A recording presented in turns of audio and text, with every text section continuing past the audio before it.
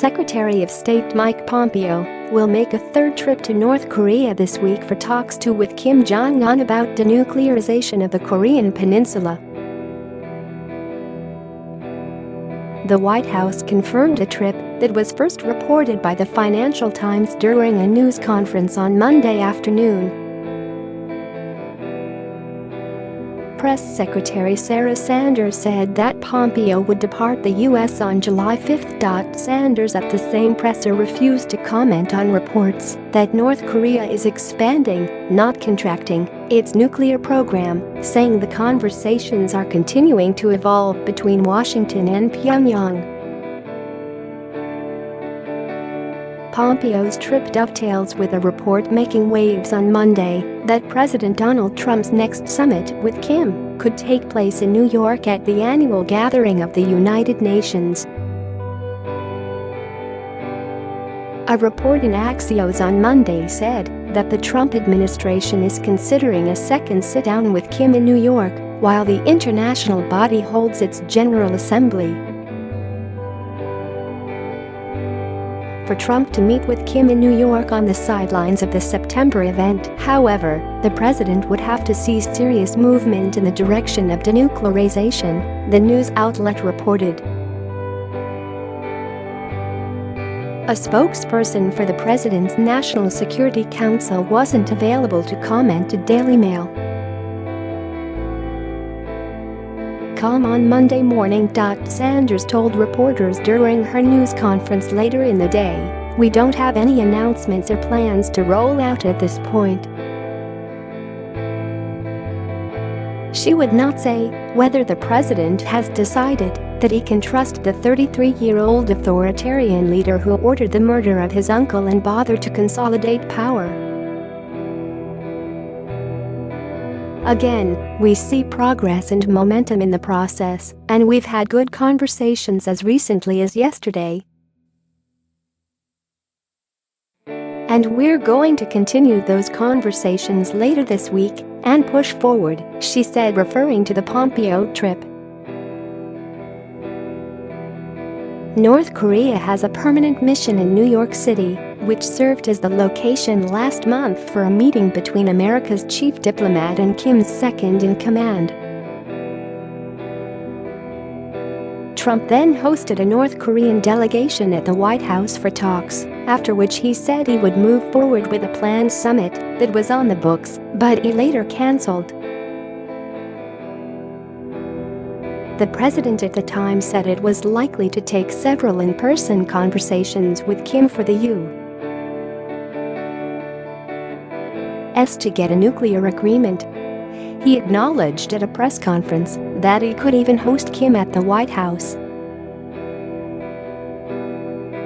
"Certainly if it goes well, and I think it would be well received, I think he would look at it very favorably, so I think that could happen," he said. His admission came amid reports that he could treat Kim to a golf weekend at Mar-a-Lago. "Maybe we'll start with the White House.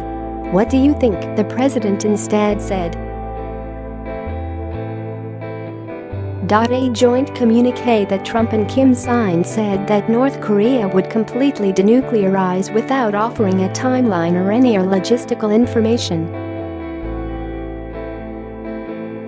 In an interview with Fox Business that aired over the weekend, Trump remained optimistic. "This has been going on for many years," he said. "I think they're very serious about it. I think they want to do it. We have a very good chemistry." Share this article. Share no sooner than the ink had dried on the joint communique, Trump was touting the statement as a major accomplishment. He claimed in repeated interviews that Kim was likely to denuclearize as soon as he returned to Pyongyang.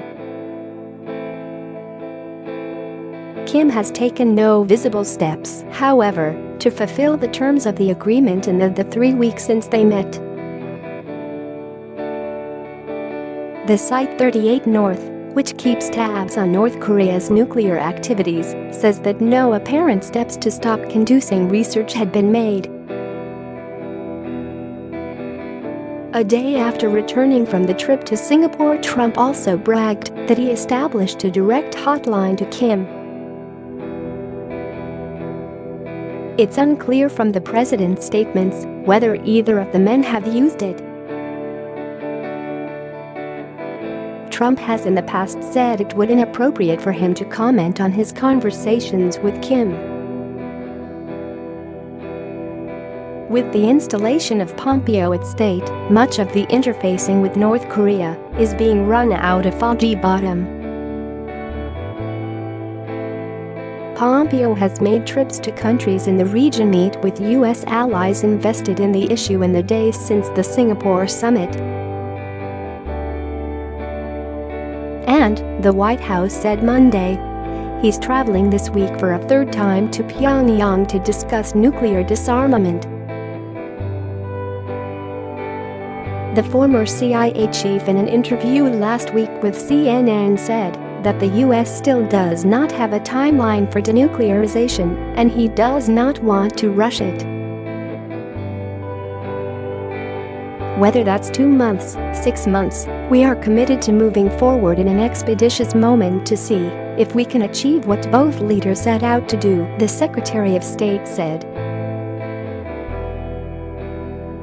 Trump has meanwhile turned his attention to meeting with another U.S. nemesis, Vladimir Putin of Russia. The two leaders are due to meet in 2 weeks in Helsinki, Finland, at their own summit. John Bolton, the national security advisor to the president, meanwhile said Sunday on CBS's Face the Nation that the U.S. was prepared to move very quickly to dismantle North Korea's nuclear program if the regime plans wants to move ahead. If they have the strategic decision already made to do that and they're cooperative, we can move very quickly, Bolton said. Physically, we would be able to dismantle the overwhelming bulk of their programs within a year. Sanders said Monday in response to reports of activity at North Korea's testing sites, "I'm not going to confirm or deny any of the intelligence reporting that's out there." And as far as the one-year timeline, Ambassador Bolton said, if North Korea makes the decision to denuclearize, she added, their ballistics programs could be dismantled in a year. She told journalists, "There's great momentum right now for positive change, and we're moving together for further negotiations."